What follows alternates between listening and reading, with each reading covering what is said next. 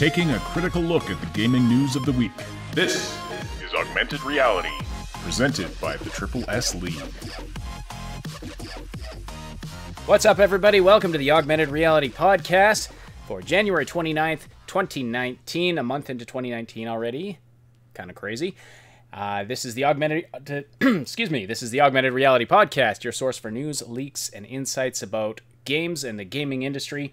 The Tuesday edition of the show, and this is episode 101, and so I'm curious to see how many hits we're going to get from people like Googling, podcasting 101, or, how to have a basic podcast, how to, basic podcasting for beginners. Very curious about that. But yeah, if you're here looking for general podcasting tips, hope you like video games, because that's what we're going to be talking about. That laughter you hear in the background is, of course, the Cybsidian. How you doing today, sir? I'm good. I got, it's a heavy news day. Like, my goodness, there's just stuff coming from everywhere. Yeah. And it's so difficult and ready. That is, congratulations. Congratulations, Reddy. So it's just a heavy news day. It is a heavy news day. There's so much going on. We're going to try to get to all of it, but we're going to try to do it fast fire today, and we're not even going to get to everything that's that's trending at the moment. So we're going to try and be quick. Some really good general news for Cyberpunk and some other stuff kind of peeking its head out. Yeah. So, yeah. Absolutely. And if you're listening live today, please say hello in the live chat. Send us your questions and comments there as well. We will read and respond to as many as we can throughout the podcast. And don't forget to slam that like button. It does like it rough. To tell us and YouTube that you appreciate this content. If you're listening after the fact on one of the audio platforms, SoundCloud, iTunes, or Spotify, we're newly on Spotify. We're glad you're here as well. We appreciate your likes and follows. Just bear in mind, it takes us a couple of days to get the podcast up on the audio platform. So, if you want the latest info sooner, we encourage you to hit the link in that description and subscribe to the Triple S League YouTube channel. You ever have days where you just feel like you just can't speak your own language? It's like, what do words mean? Yeah, I get that all the time. I can't English anymore. Always fun on podcast days. It's binary. It's digital binary for me, but whatever. Right. You stick a 2 in there every now and then, it's going to confuse everything. Hey, Whisper803, Notional, Bluntman, Minty, Evan Parkinson, Reticulum, first time listening live. Thanks for joining us. Vither, Whisper803, Overlord580, and Zachary Swab. Think I got everybody. Welcome to all of you listening live, and those of you lurking in the background. Welcome to you as well. So, tons to talk about today, so let's just jump into it. So, there is a little bit of info out about Cyberpunk 2077 and the soundtrack we're going to be getting in that game, the music that we're going to be experiencing. Of course, we're expecting something very interesting. But there was a post made by Marcin Momot, and I'm just gonna. Can I just rant about gaming journalism here for a sec, because this was ridiculous today. This was absolutely ridiculous. So there's Marcin Momot made a post about Cyberpunk's music, and there's an article written about this. First of all, it was utter and absolute clickbait in the title, because it's like Cyberpunk 2077 release date surprise, and then blah blah blah, something about music. Well, the surprising part is actually about the music. There was nothing about the release date, nothing except for what we've already covered weeks, if not months ago, about the analyst that predicted that it's coming in Q4 2019 That's all I had. There was no release date surprise. But what's sad, though, is that if we had put a big scrolling title across the front of the thumbnail for this and said Cyberpunk 2077 release date surprise, we'd probably have like an extra 30 people in the podcast. That's the sad reality of things. Yes, absolutely. But anyway, so it talks about this Reddit post made by Marcin Momot, and there's a bunch of articles linking to each other, and what I realized is all I could find on this was the exact same article, like word for word, exactly the same, on about 6 different news websites, none of them linking to this supposed Reddit post but from Marcin Momot, who is the community lead at CD Projekt Red.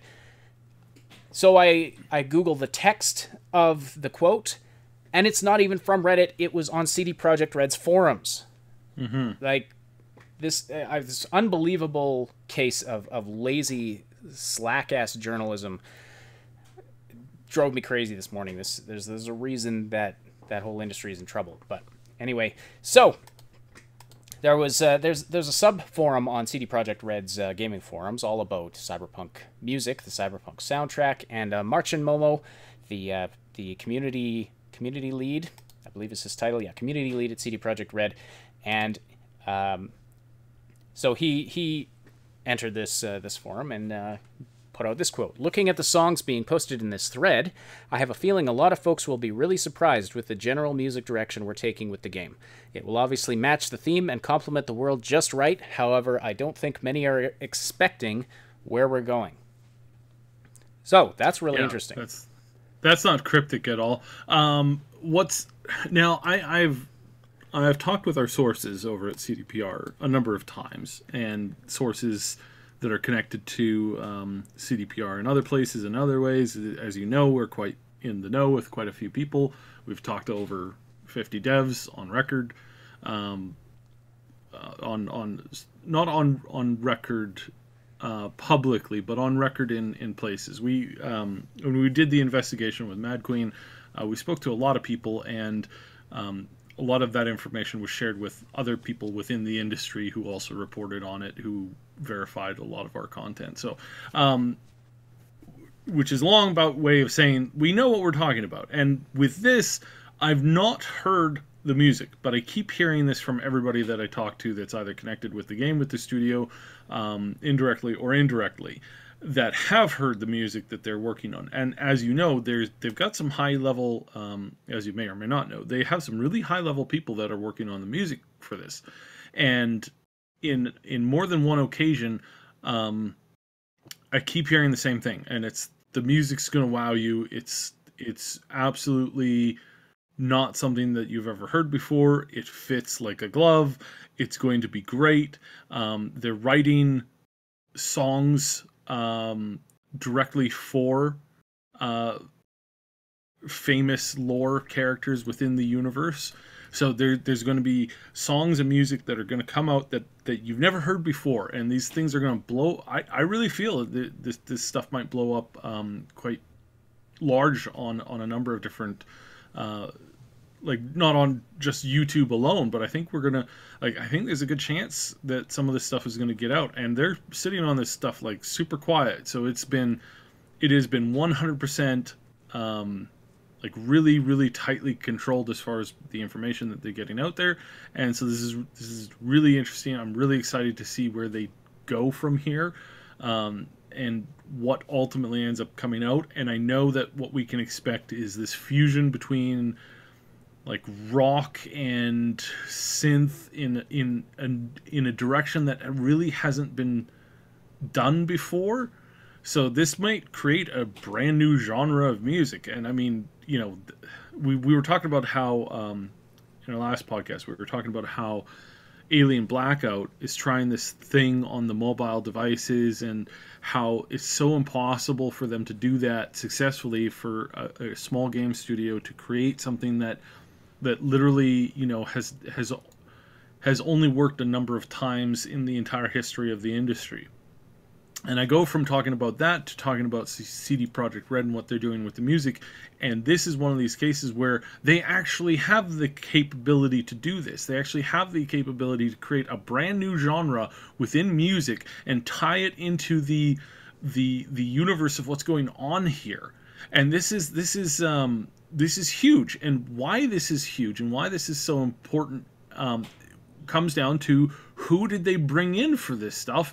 And they didn't bring in a bunch of people who, you know, are new to this. They brought in like legends in the music industry to work on this stuff and have been working on it for years now. Mm-hmm. That's the difference. That's the difference. That you've got new blood and you've got industry veterans. They're coming together. They're trying to create something that's never been done before, and they're not they're not approaching it half-handedly. They're putting they're putting everything they have into this because they know that it's going to be something better.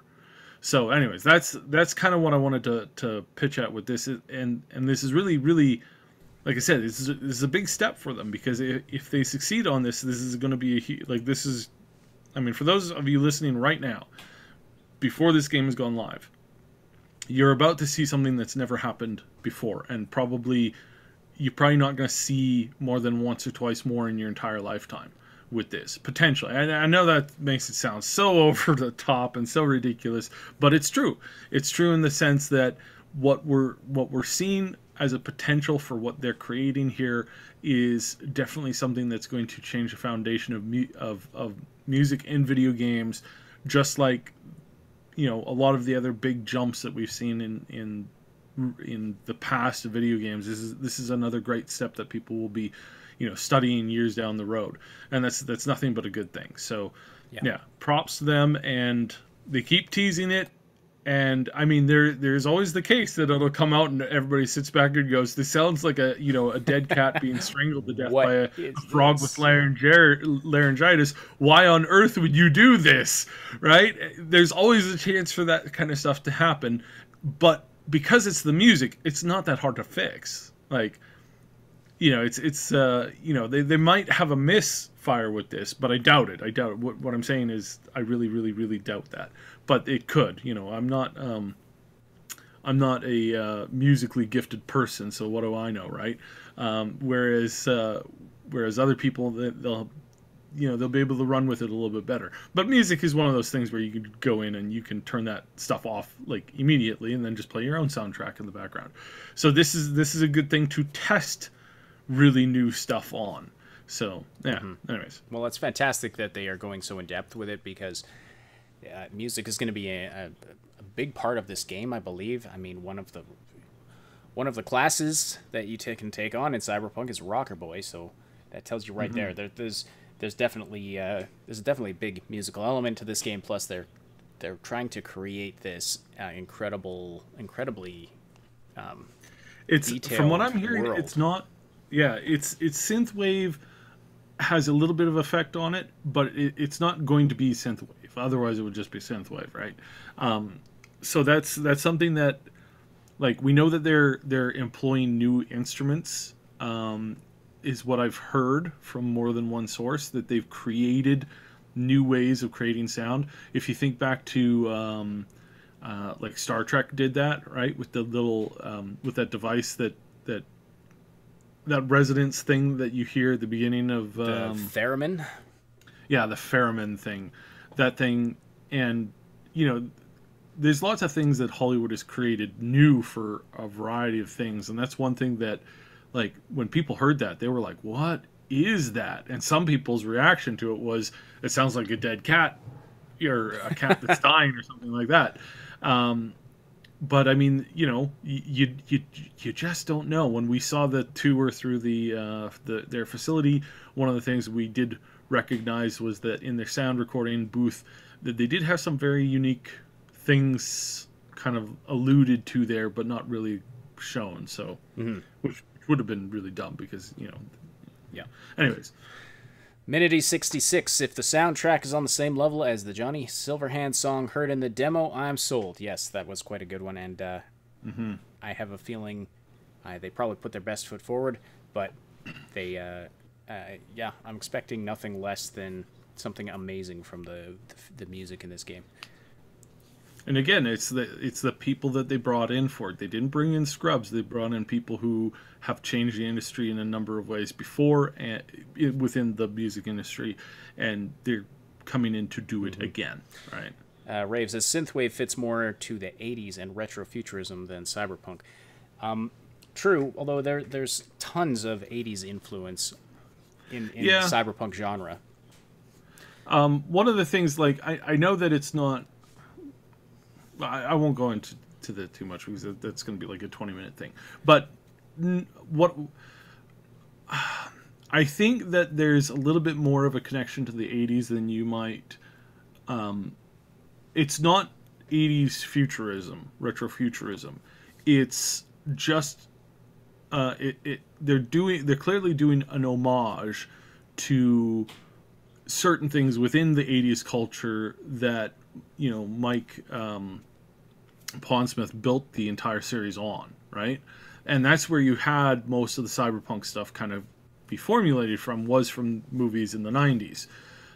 Movies in the 80s. It wasn't movies in the 90s, and it wasn't movies in the 2000s that helped create the concept of the cyberpunk as we more or less know it today. It's what we're getting from cyberpunk and what we're getting from a lot of these other things. It's an evolution of it. So, you know, it's an evolution from a lot of different things. It's, you know, Mike is very much a creative mastermind on his own, which he creates a lot of stuff himself, but he still has the foundation within that. So there's a little bit more of a connection there than I think.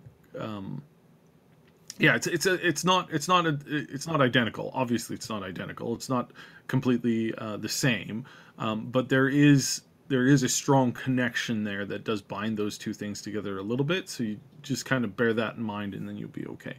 So, more or less. All right. Moving on to the next topic here. So, Metro Exodus has dumped Steam in favor of the Epic Games Store. So, Metro Exodus was actually available for pre-orders on Steam, and those will still be honored, apparently. If you pre-ordered Metro Exodus on Steam, you still get the game through Steam, but they have signed some sort of exclusivity deal with the Epic Games Store, if I understand correctly. And this is an interesting move, and we have talked about the Epic Games Store recently on other editions of the podcast, just talking about the implications of having this as sort of another general competitor to Steam, and what they're doing differently, the response that Steam is, how Steam is responding to this. They put out a blog post talking about where they're going, what they're going to be changing in 2019, etc. But basically, we have the Epic Games Store, which is undercutting Steam severely. It takes only 10% of the royalties of it takes only a 10% cut of game sales, as opposed to Steam's 30%. So that's a major incentive for game companies to go in that direction, and potentially to sell exclusively on the Epic Games Store. But this is now the second major upcoming title where we've seen this happen. The Division 2 is also going to be exclusively on the Epic Games Store. So what kind of implications do you think this has for Metro Exodus and for gaming in general? Yeah, so this is big in a number of ways. The first way that it's big is that this is a huge change and a huge challenge for Steam in general. And that I suspect what we will hear if this and the Division are successful on the Epic Store, I think what we'll see Steam drop their price for their cut, basically, of especially like AAA games. And I think that's, you know, it's just competition right now, and it's a good thing, and it's about time that there was some decent competition in this. I don't like, I really hate having so many installers on my computer. It's seriously, that is starts frustrating. to get to me after a while. It's absolutely frustrating, especially since they all want to keep running in the background, even when you close them and tell them to quit. Yeah, they still got a process running that you have to go and kill in your task manager. I'll go through a handful of the ones that I have currently running on my computer. So I have the Twitch launcher, the Steam launcher, the Bethesda launcher, the Smite launcher, the Battle.net launcher, the Epic launcher, the Origin launcher, the Uplay launcher, and then a couple of other handful of other ones that are a little less well known. And honestly, that stuff drives me mental. I would rather cut half of those off completely and never, ever, ever use them. Some of these only for one thing once every week or two. And it's taking up space on my hard drive. It's pestering me with updates.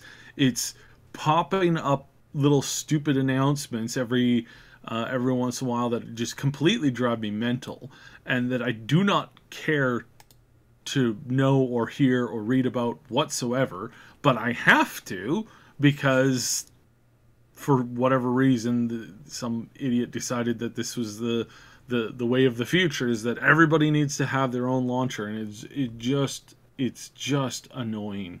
It's just so stupid.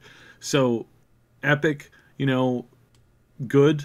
The best thing that I hope for, and I honestly am quite serious about this, is that this will kill off a bunch of the other launchers. Like this is my dream.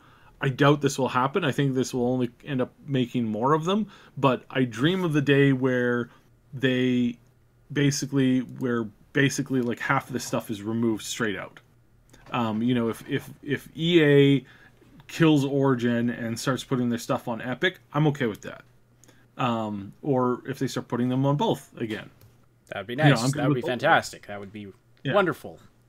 I'm happy with either of those scenarios. But right now it's like, why? Every company doesn't need their own game launcher. It's ridiculous. But I just want to potentially correct something I said earlier. According to this Kotaku article, the Steam pre-orders will be honored on the Epic Games store. So sorry, I missed that you said that no, they definitely will be. So some of you who did pre-order on the Steam store are going to be able to play Metro via Steam. 100%. They're not all pre-orders will be honored through the Steam. It's any pre-orders going forward, and any purchases going forward will be exclusively on Epic. For some reason, I didn't catch that you said that. Well, this is saying here that the Steam pre-orders will be honored on the Epic Games Store. So I'm a little confused about how that's actually working. But anyway, if you pre-order the game, you will be able to play the game. It's going both ways. It's going both ways. As far as what I understand right now, if you pre-ordered the game on either of these platforms, you'll be able to play them on either of these platforms if you make a stink about it. Steam will still give you access to the Metro that they sold to people, because you can't just that's kind of that would be horrendous for you to suddenly get an email saying, hey, you're not getting access to the game anymore. It's like, what? You have to rebuy it over here. Well, my money's in the Steam store. It's like, we'll just go out and buy a new card and send it over here. That's not going to happen. That's all. Just spend all your money on games and game credit. Kim Bergstrom says, I'll make my own launcher when I make my own game. I have an actual reason for it, as I have many ideas that Steam nor any other launcher is doing yet or ever. Yeah, let's just have each game have part of the major launcher. Contention right now is that unfortunately there's a lot of people who are seeing this as a move away from user reviews, and so just make sure you have user reviews on your thing. However, as far as the rumors and the speculation that Epic's avoiding user reviews so that people can't or don't review the game or all this kind of stuff, or can't give it scores, seriously, have these people not heard of any of the hundreds of online rating systems that you can give any of these products? Seriously, it's. But the user reviews on the gaming platform have an advantage in the fact that you can verify that this person has played the game. You can see how long they've played the game, and it's sort of disconnected from the sort of overarching media, and so I feel it's the Epic Store is going to have user reviews, but it's going to be an opt-in system, and that does seem kind of odd. It seems like the only benefit I see to that kind of a system is to the publishing company, not to the consumer. And so I do that's the only advantage to not having user reviews is for the company itself. There's no advantage to consumers for a game to not have user reviews. So I don't like that. I don't think I agree with you that I don't think it's necessarily this big conspiracy to sort of pull one over on people, but I think for convenience, but also for, you know, a sense of authenticity, I think having the user reviews on the Epic Store is a good idea. Anyway, yeah. But continue with your point if you had more to say about that. No, overall, it's like you know, the users are always the users are always smarter than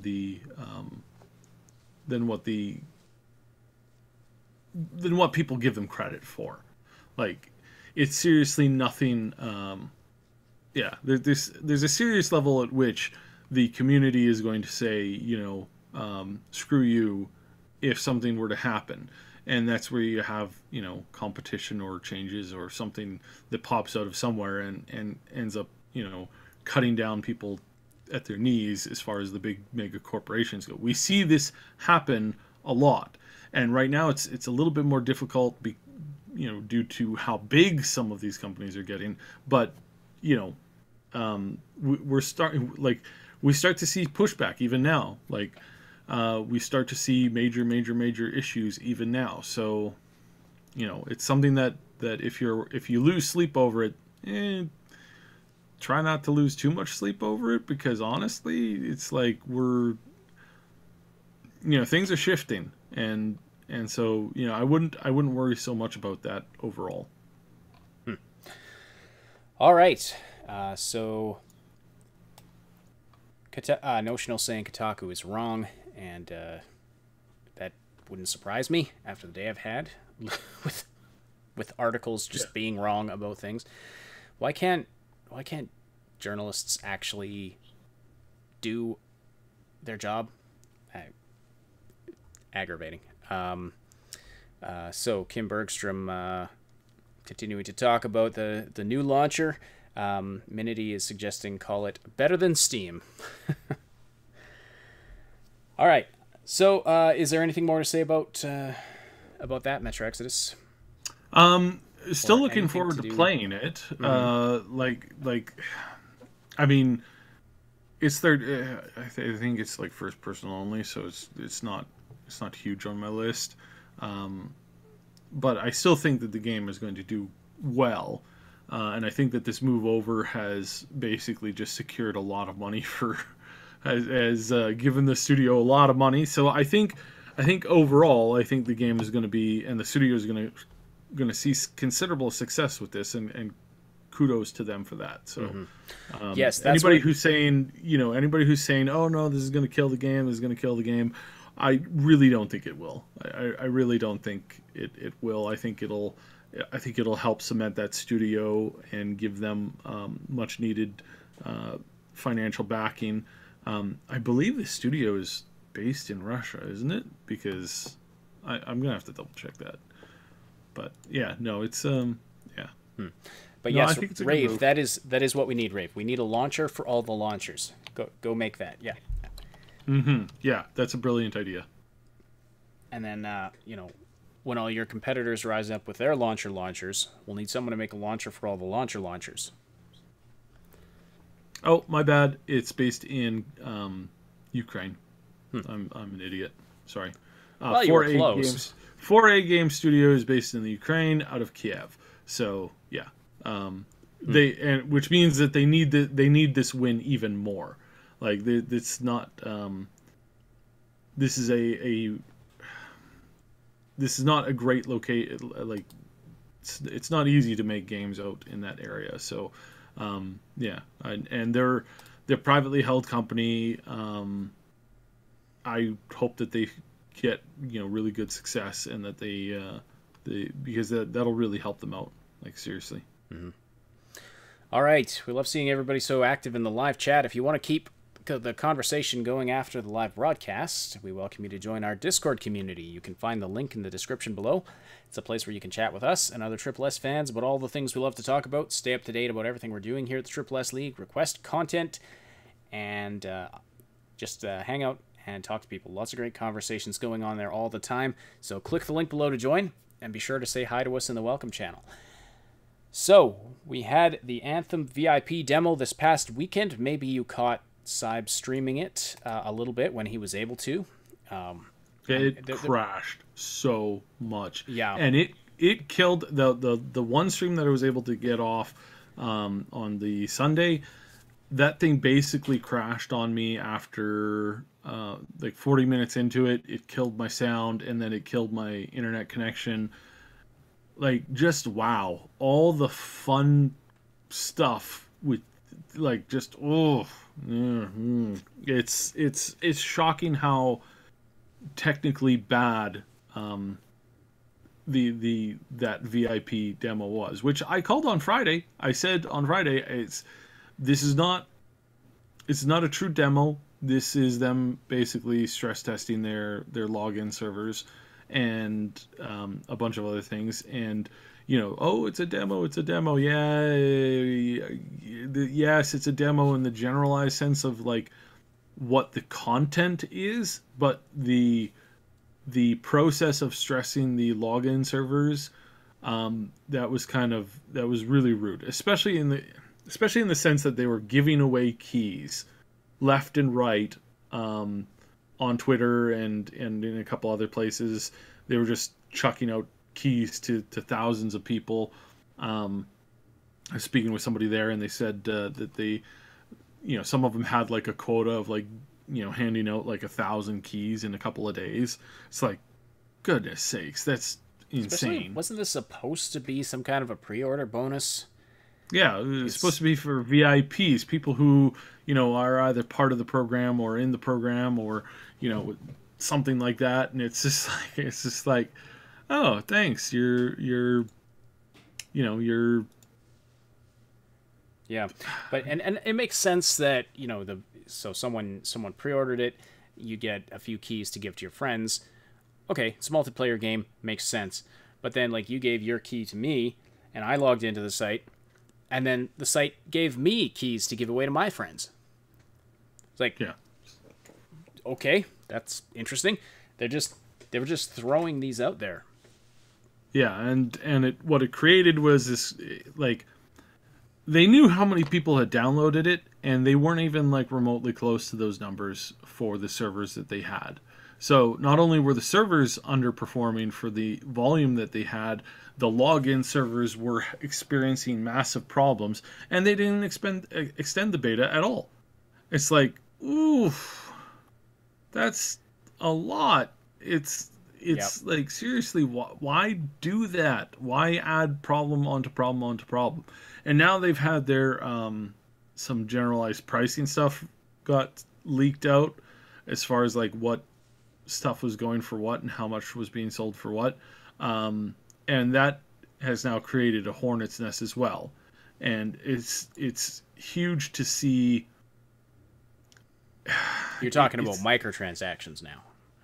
You're talking about in-game purchases. Yeah, and it's through the roof to this point where it's basically it's just unacceptable at this point. Like, it really is. It's just like, I'm trying to not swear because we're trying to make sure that we're not self-censoring. We're just trying to avoid these demonetization constantly. But it's a mess. It's a disgusting pile of filthy garbage for them to put this stuff out, and the prices line up with a whole bunch of other companies. Like, these prices are almost identical for the Fortnite thing, but Fortnite's free. You're not spending $80 on Fortnite to get access to the game to then spend another $40 on a handful of customizations. You're spending $40 on a handful of customizations because you want those customizations. Do they have a system where it's like it's a limited time store and you have to buy this now? And is that scummy a little bit? Yeah, a little bit, yes. But they're employing that tactic with the exact same pricing in Anthem. And I'm glad this came out, because honestly, like, they're saying, oh, it's not finalized yet. It's not finalized yet. Yeah, I know enough how companies work to know that these were the prices that they were going to be launching with. 100%. And then they got this massive amount of backlash, and then they're like, oh, guys, maybe we should drop the prices a little bit. And they're calling EA going, how much can we drop the prices? How much can we nerf it back and do this and do that, because this is apparently it's way too high. But, bear in mind that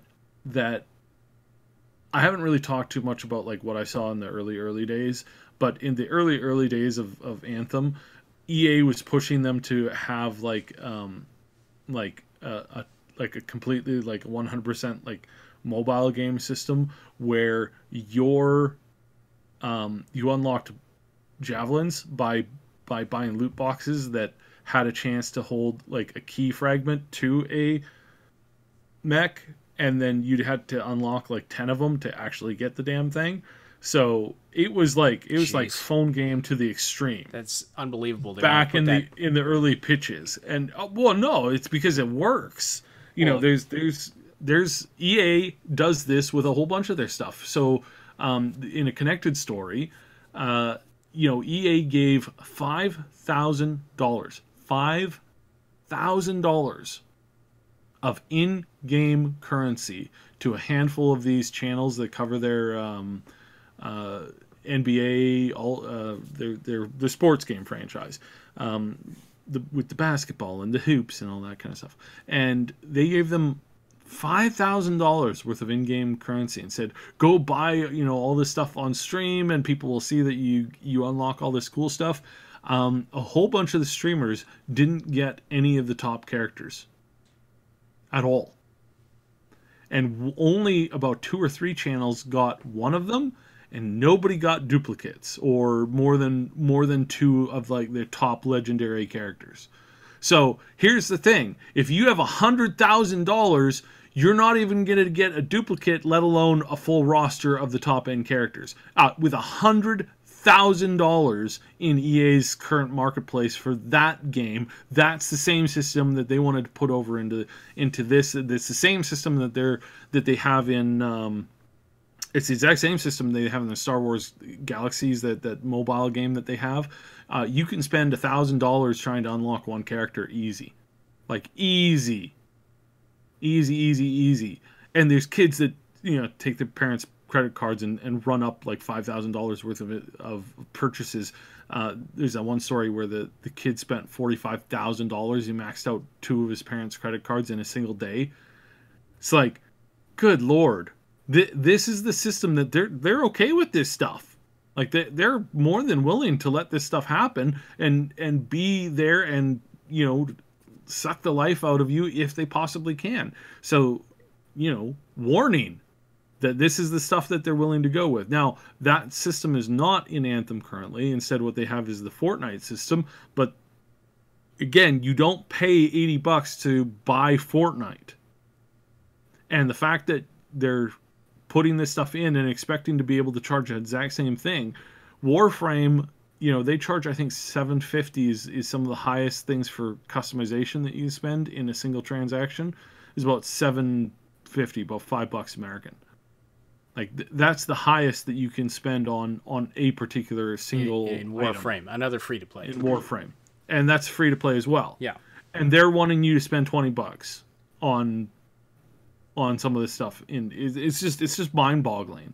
And again, it's like their VIP was really crap. A lot of people not happy. A lot of people feeling the warning signs, kind of feeling that this isn't going to be good. And so they've got to hit this thing out this weekend. This weekend I'm gonna keep trying it. I'm gonna hit it hard. I'm gonna get into it, and then the week after that I think we've got Division. So we're gonna try it again. But honestly, if more of this stuff starts to come out and we start to see this, I'm getting the game for sure. Whether or not the rest of our team will or not, I mean, that's entirely dependent on what happens here. And that's just so that we can kind of, again, if it's a bonfire of a spectacle, in the burning down the studio, we won't, like, I'll be there to see that happen. But at this point, again, don't pre-order this game. Like, really don't. It's up in the air to the point where they've got some big issues. Now, we have some inside information from Anthem. We didn't put it in the title because it's right now it's kind of wishy-washy. So they have prepared a ton of content in advance for Anthem. And I'm going to quickly touch on this, and big caveat here, their release schedule is more or less planned to be every 2 months they're going to be dropping new content. Major new content. Like right now they only have, at launch, there will only be 3 dungeons in the game that you can run. These are the missions that are like the Tyrant's Mine, where you go and you fight, you fight through the thing, you do a couple waves, you have some like mini bosses, then you have like a big boss that you fight at the end. Right now they only have 3 of those that are repeatable at launch. The word is that they're going to be, that they have about an additional 4 to 5 that are done and ready to go, more or less, and that they'll be adding those between a month to every 2 months, maybe 3 months, depending on some certain scenarios.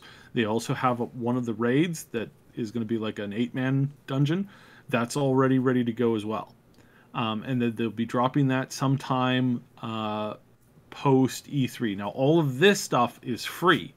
All of their content, all of their story, all of their DLC is free.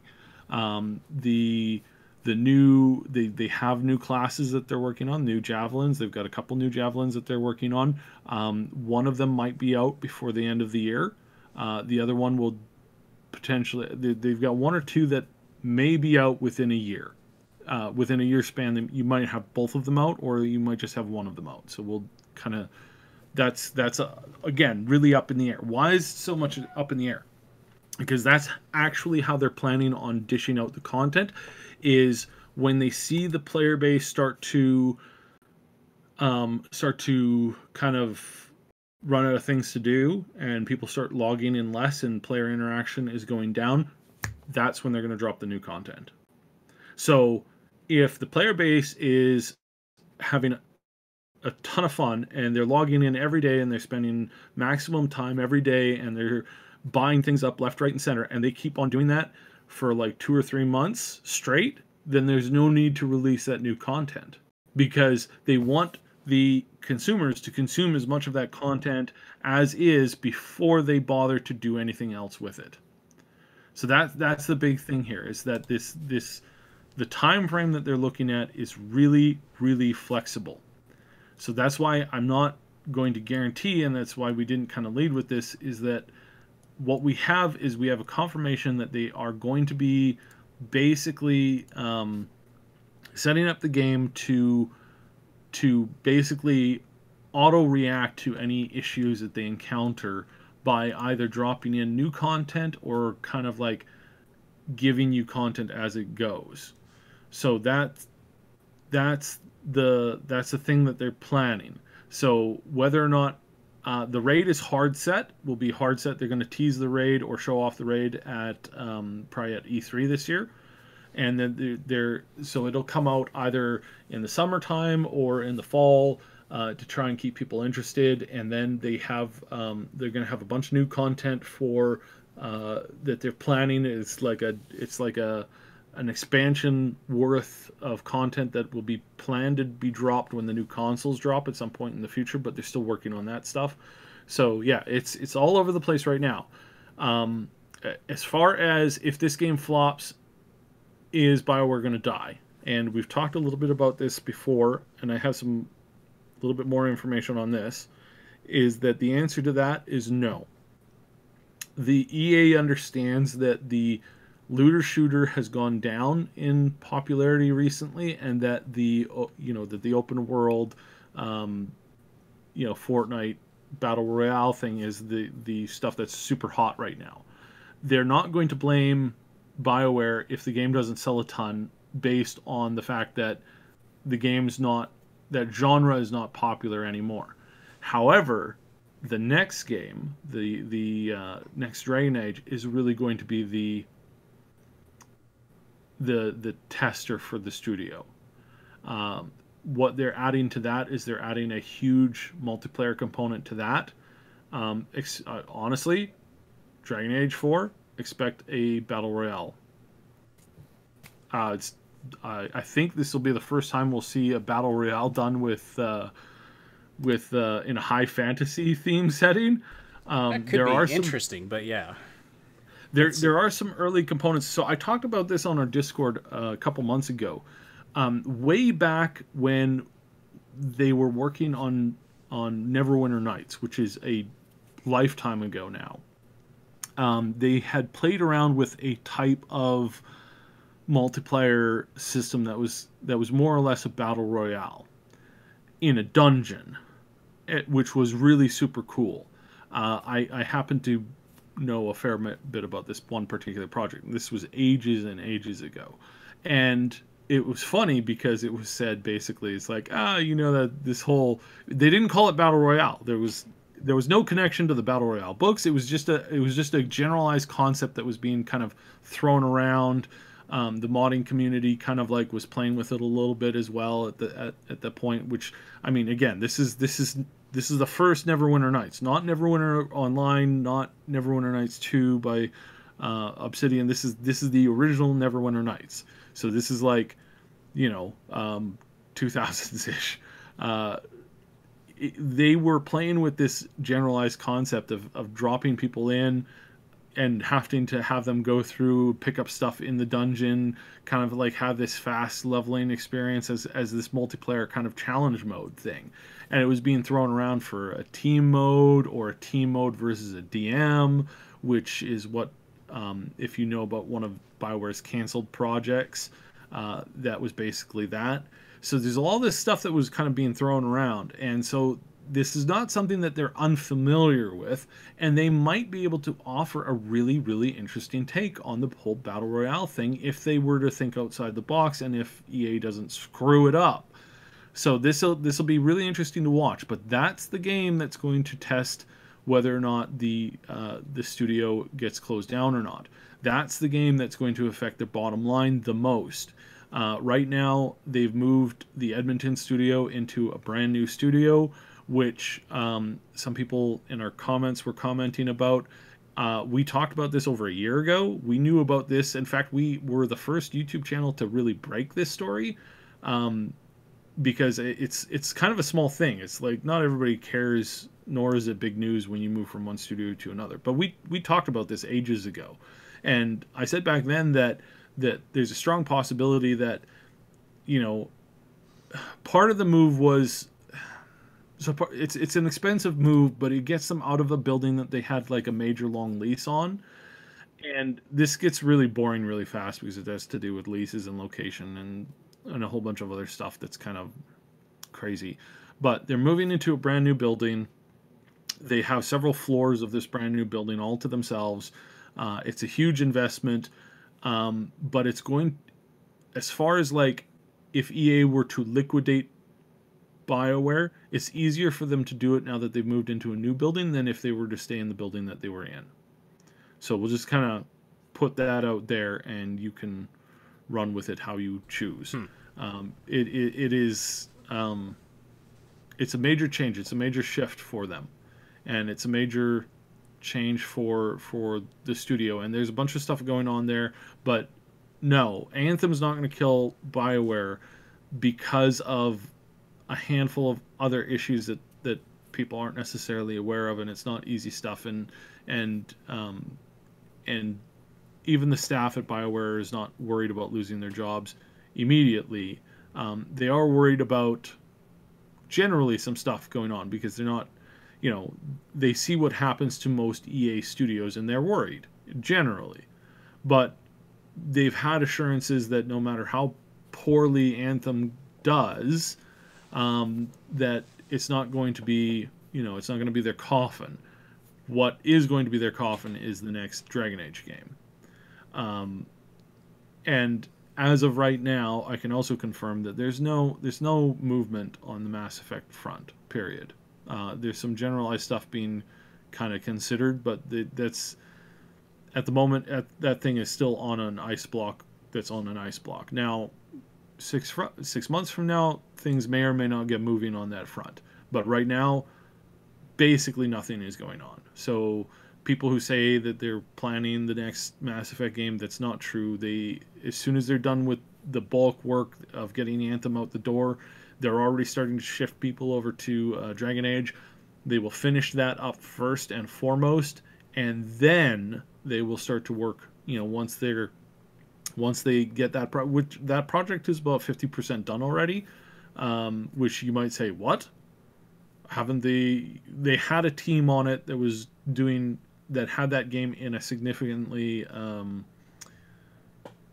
the game had been worked on considerably. Now they're going back to change and tweak a bunch of stuff, obviously, and they have to kind of like catch up the progress now that they had moved the team off of it, and now they're moving the team back onto it slowly as work on Anthem is wrapping up. But once they're done that, what we're going to get is we're going to get a much more different system than what I think a lot of people are thinking we're going to get. So I know that's kind of convoluted and a little bit all over the place and a little bit hard to follow. It's a good overview what's going on with BioWare it's an overview, and again I would love to be like really specific on a lot of this stuff, but again it's like I can only talk in generalities or I'll get people in trouble. So all right, well, thanks for the information that you're able to provide. I don't know about you, but I'm having so much difficulty staying interested in Anthem at all. Their VIP demo did not help. No, it did not help. And then this news about the microtransactions and the severely overpriced microtransactions that they want to shove into the game, and EA's practices in general. It's just, I'm just tired. I'm so tired of all of this. I'm so tired of talking about EA and all the crap that they're pulling. And our next story has to do with EA as well. So I guess I've got to suck it up here. But ultimately, like someone was mentioning before, is 2019 going to be the year of a single player open world game, or open world RPG? Baby, there are some good ones coming. There are some good ones coming, and give us Cyberpunk, give us the Outer Worlds, give us Metro Exodus. I know that's not really an RPG, but it looks like it's going to be a fantastic game. I really enjoyed the first two. Just give us some good games that don't have microtransaction loot box crap in them. Give us a good story. Give us good gameplay. Just give us some good games this year. That's all I want. And there were some really good games in 2018. Don't get me wrong, but man, all this talking about EA is tiring. So let's talk about EA some more, shall we? So if you recall, we reported it was months ago, if not over a year now, that EA's practice of inserting loot boxes into games had been coming under scrutiny by certain world governments, or the governments of certain countries, notably Belgium and the Netherlands. And it's been reported today that EA basically they buckled in Belgium. They have decided to remove their loot boxes under pressure. They crapped their pants. Yeah, from the government. So in September 2018, the Belgian government had declared loot boxes to be, or which had previously declared loot boxes to be a form of gambling, and so basically the loot boxes in games like FIFA 18, Overwatch, and Counter-Strike Global Offensive were illegal games of chance. Because the customer doesn't know what they're getting when they put the money in. And so you'll notice not all of those are EA games. But so Blizzard, Valve, and 2K Games elected to disable their loot boxes in Belgium. But EA basically was stubborn and held on. But they've finally given in. They're disabling loot boxes in, and they're no longer selling FIFA points there. So. And this is all from an article on Eurogamer, if you want to read about that. But there we go. So governments are getting involved, and even EA has been is falling under that pressure, and which, I mean, it tells you something, right? Huge company, but they're really they're pulling some practices that are falling under government scrutiny. Belgium launched a criminal investigation into them when they refused to modify their practice of having randomized card packs in their FIFA game. So, yeah. Yeah, and it's like, well, what do you expect? I mean, honestly, what did they expect that this was going to be a good thing?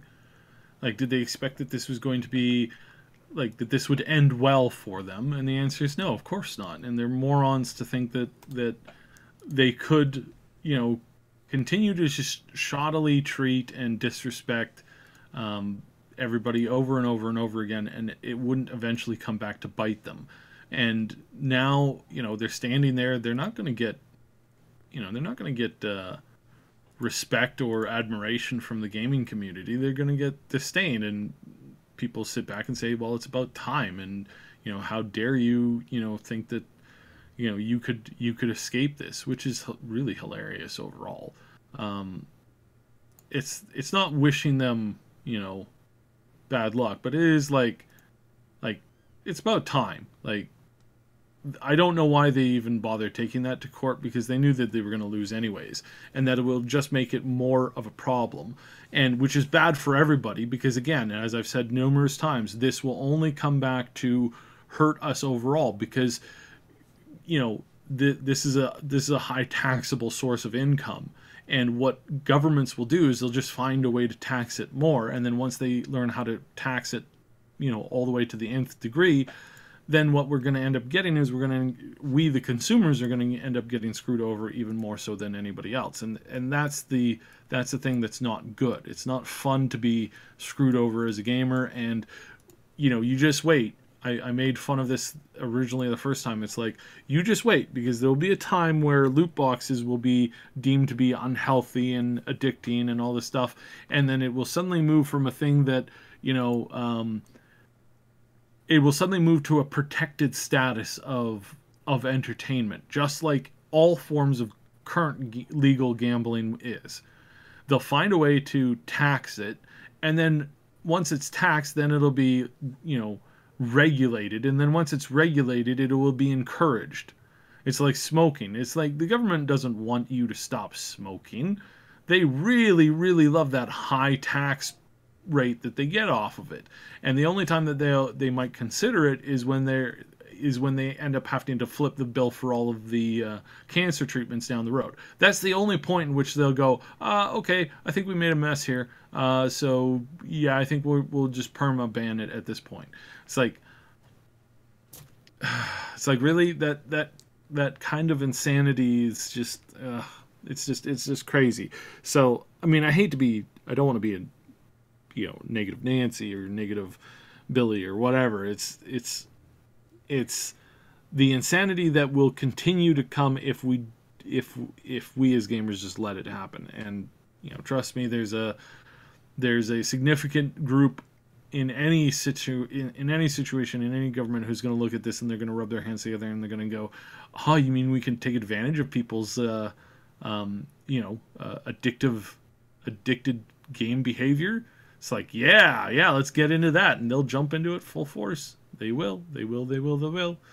So, yeah, that's something we want to keep our eye on, obviously. So, but anyways, like I said, don't want to be too negative here, but that's generally where I sit and I look at it, and again, it's like, this is going to come back to haunt everybody at some point, and it's not good. But, you can only do so much. So anyways, on kind of getting off that topic, it's EA's losing. This is hitting their stock price today too. Not a lot so far, but this only came out very, very recently. So I'm just gonna check the stock price again. I had it pulled up here before. So is it primarily their trouble in Belgium that is causing their stock decline, do you think, or did the Anthem demo have something to do with it? Yeah, they lost $2 on their stock already today, so that's a fairly significant drop. It's not huge. It's definitely not big in comparison to what they've gone through recently. I mean, it doesn't help Like, they had a little bit of a resurgence, since the beginning of the month here. They've managed to get their stock up, but now this might start to tank again. What's interesting to note is a couple of the early articles are telling people that to sell. That there's a couple of there's a couple of stock bloggers who I follow a little bit here and there to just kind of keep my eye on the stock industry as a whole, and a lot of them are saying no, this is don't buy it. This is not a buy the dip. This stock is going to crash and burn over the next couple of months because of the problems that they had with Anthem, and then the problems that they've had with Battlefield, the problems that they've had with FIFA 19, the problems that they're going to now have with these loot boxes. It's going to cut off more of their revenue for a couple of these other games, which means that they're going to miss their targets. This is not going to result in an immediate loss. This is going to result in a big loss when they report their next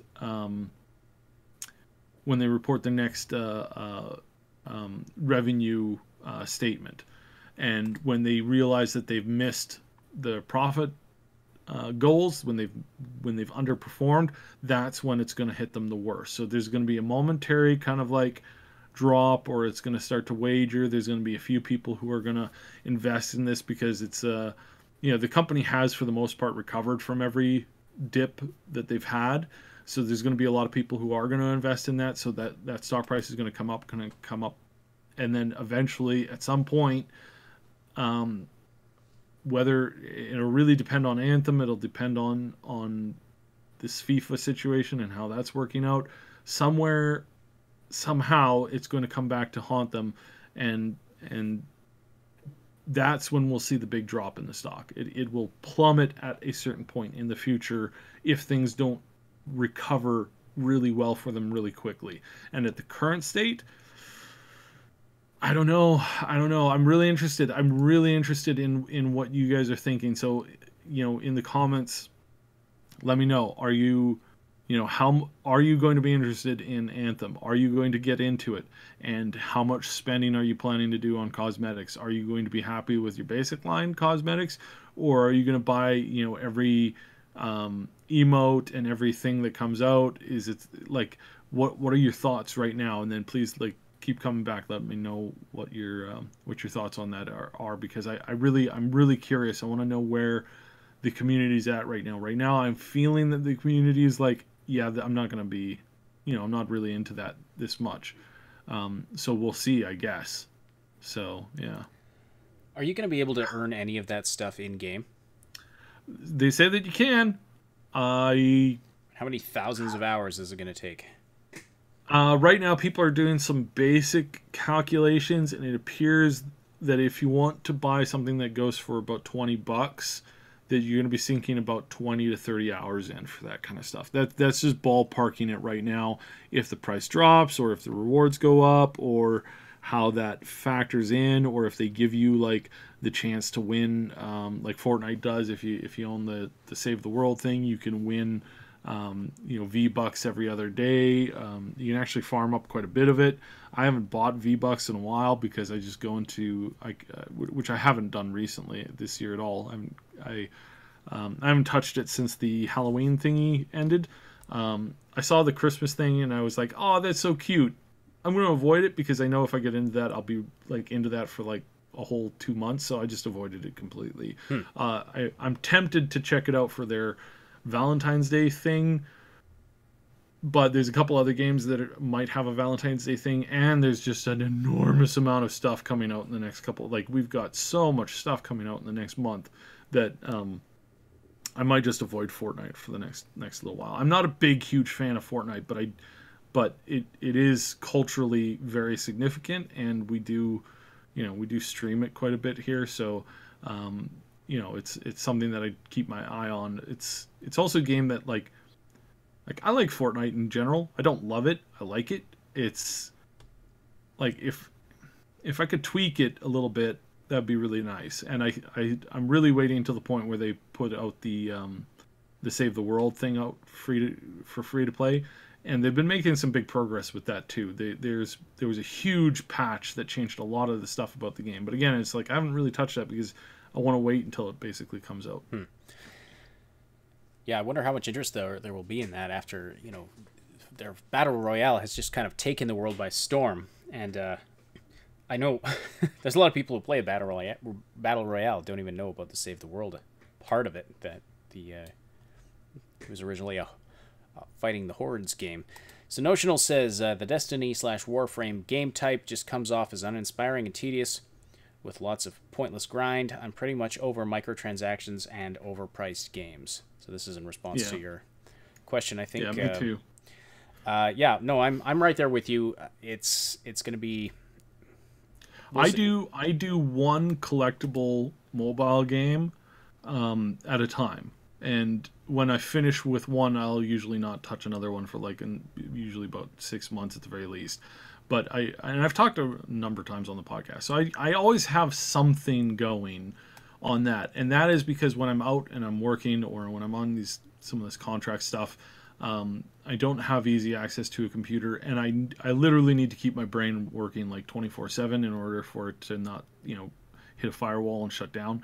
So I literally have something going on all the time, and it's not something simple. It's something that's fairly complex, where there's a fairly robust system of flexibility to it. And I'll be honest, I do spend money on these things, but again, it's to keep me busy, because if not, then I end up getting it's just not healthy for my mental state. So yeah, so I mean it's not, yeah, so I mean I guess I'm part of the problem in that regard, but sometimes I spend nothing on these games. Other times it's I'll spend I don't know, maybe $100 or so.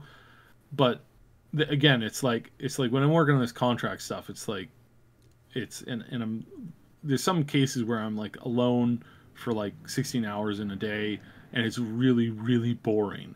So yeah, you have to have something to kind of keep your interest. But because I'm working, I can't run a narrative thing, right? I can't run a game that really, really distracts me too much. I need something that I can run numbers in my head.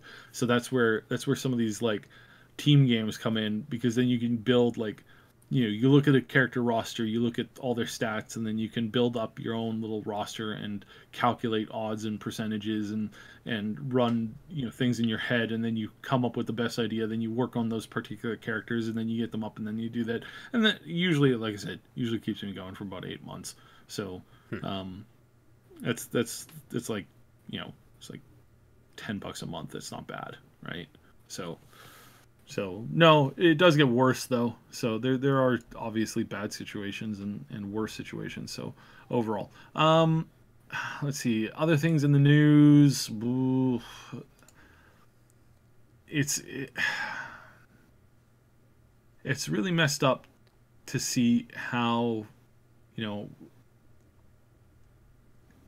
where the industry as a whole is going. So we want to be careful at what we end up commenting and working on and covering. But let us know what you guys are interested in, because like I said, there's tons of stuff. I'm really excited, and I'm really looking forward to the new Civ content. Civilization 6 is something that I enjoy a lot. I can't always blow through it as much as I'd like to. And then we've also got some more news moving on the Borderlands front. We definitely have Borderlands 2 VR is definitely showing some movement over to the Steam area side of things. So we do expect that. They did have they had a exclusivity deal for a while with it, but once that runs out, we will see that on other VR games.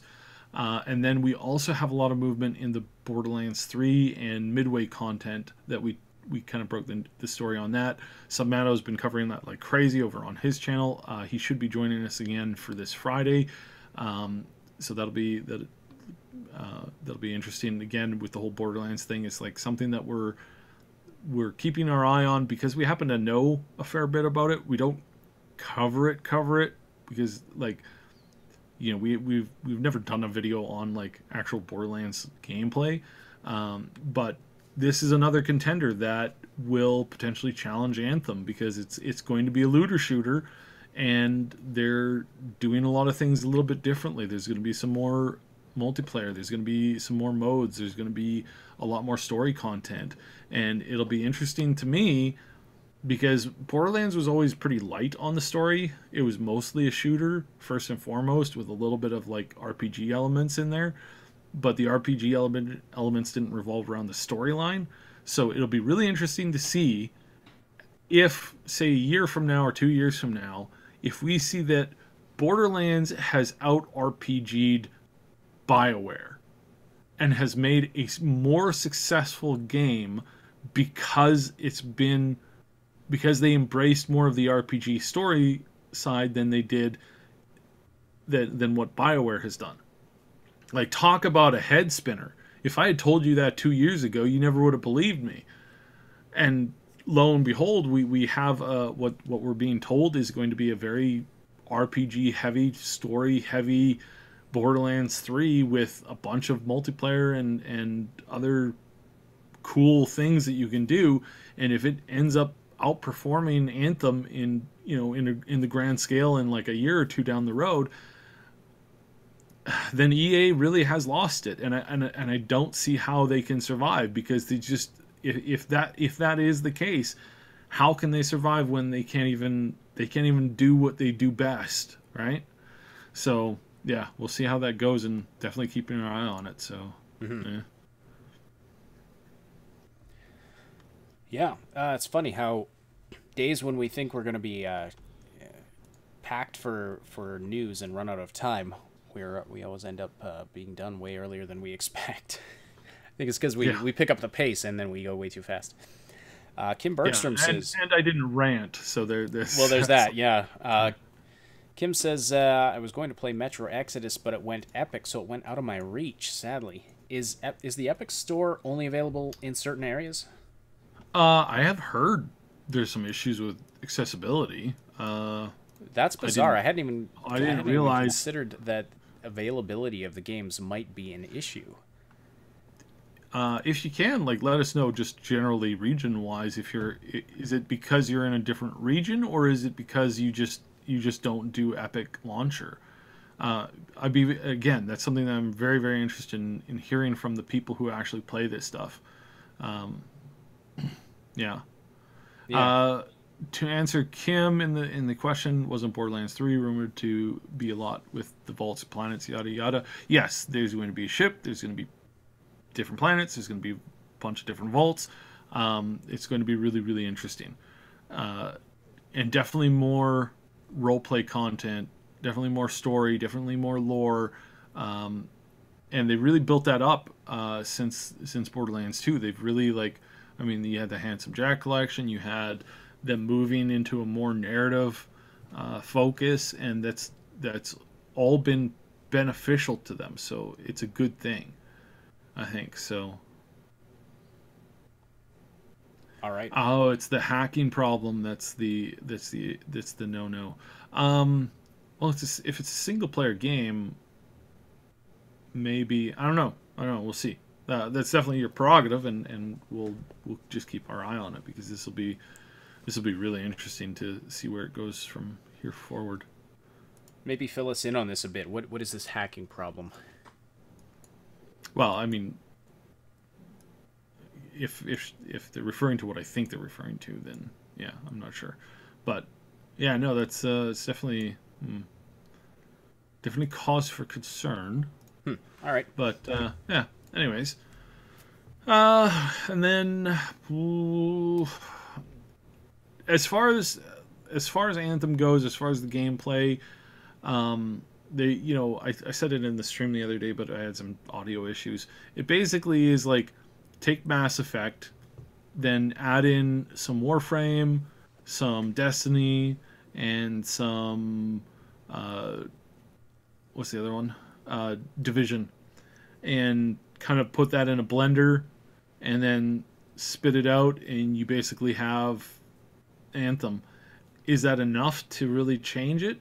I don't know. I'm hearing from a lot of the people who play looter shooters, who play Destiny, who play The Division, and right now we're hearing a lot from them, and what they're saying is they're basically looking forward to The Division 2.